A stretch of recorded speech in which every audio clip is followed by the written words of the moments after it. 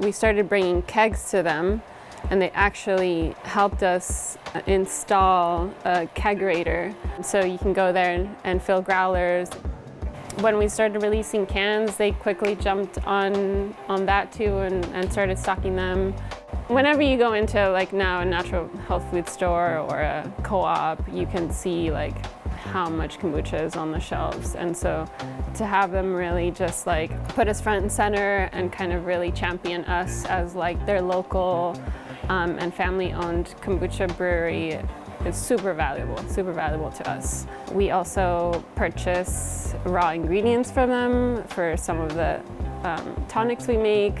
We do 95% of our own grocery shopping there, so it's a strong bond for sure.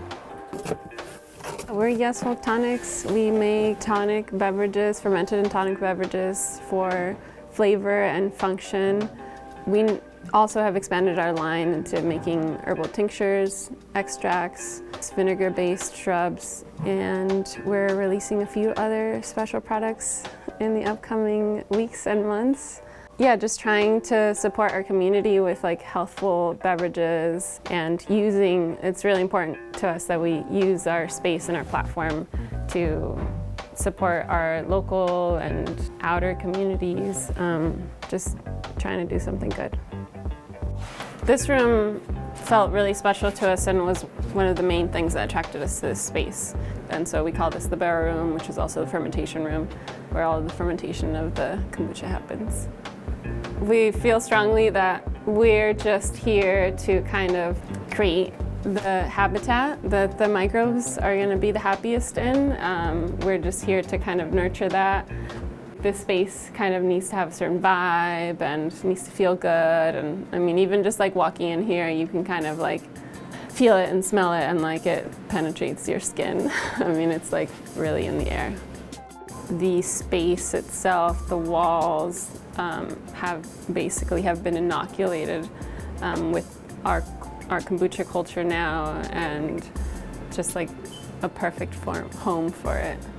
We start off doing things at a very small scale, starting off with the fermentation, fermenting in like one glass jug, and then moved on to the barrel, and then moved on to more barrels, and started off filling by hand glass bottles, and then moved on to kegs, and then found our way to cans. Having a canning line and bigger equipment is very new to us. It's what we've been working towards for like 4 or 5 years now. The co-op has been immensely supportive from the very beginning. They tried some of our first batches of kombucha and they were interested, and at the time we didn't actually have any cans, so we didn't have like this kind of accessible package. We also really appreciate that the co-op uses its platform and its resources to do a lot of good in our community, providing free food to the community, social justice movements, even though they're a grocery store. Like that's really cool. Yeah. Welcome to Nettle Meadow Farm. This is where we started making all of our cheese and where all of our goats, sheep, and cows started. We have been making cheese and rescuing farm animals for just over 17 years now. When we arrived here, there was about 36 goats, and so there was chev and some goat milk cheeses being made since 1992. So we don't just make goat's milk cheese, we certainly make a lot of sheep milk cheeses, win a lot of awards for sheep milk cheeses, cow's milk cheeses, and goat's milk cheeses. What we do here now is we have a lot of tour groups, a lot of children, a lot of summer camp groups that come to visit the animals and to experience that kind of magical side of all these animals that have put in so much of their life to agriculture. And instead of being culled or sent away to auction somewhere, they come back to the farm and they get 2, 3, 4, 10 years of retirement time where they can just hang out here, be well cared for by our staff. Each of these creatures has a special need that brought them here, and they get what they need. We make sure of that. They get better medical care than we do. So. True. Hi guys, this is Cyrus and Katie.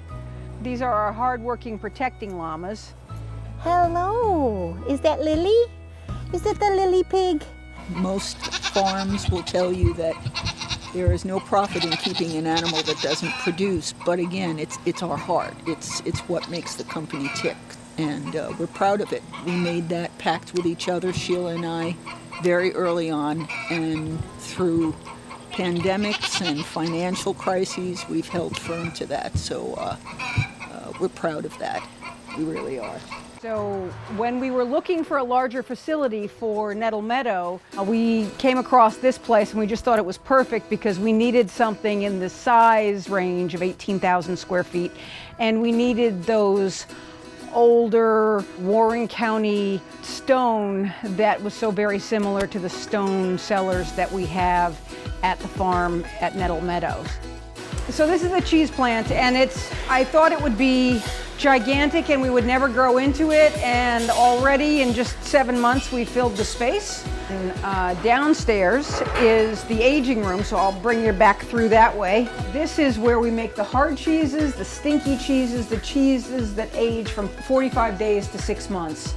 And those are treated with bee linens on the exterior and then washed with all kinds of interesting, mostly New York State alcohols. In the bloomy rind room, instead of infusion, what we do is we salt each one by hand, and then we spray that white mold on it, and then we turn that every few days and flip it over so that it gets a nice, even white rind. I think that during those first few years before we were distributed all over the country, Honest Weight was by far one of the main companies that kept us in business. And since that time, we have sold cheese to Honest Weight continually as we've continued to grow, sometimes through some of our great distributors like Adventure in Food, but we also do our best to get down there to do demos and update customers on what our animals are doing and what new cheeses we're making, because we think it's so important that we keep that contact as time goes by. Here you go, Hannah, you get some green tea.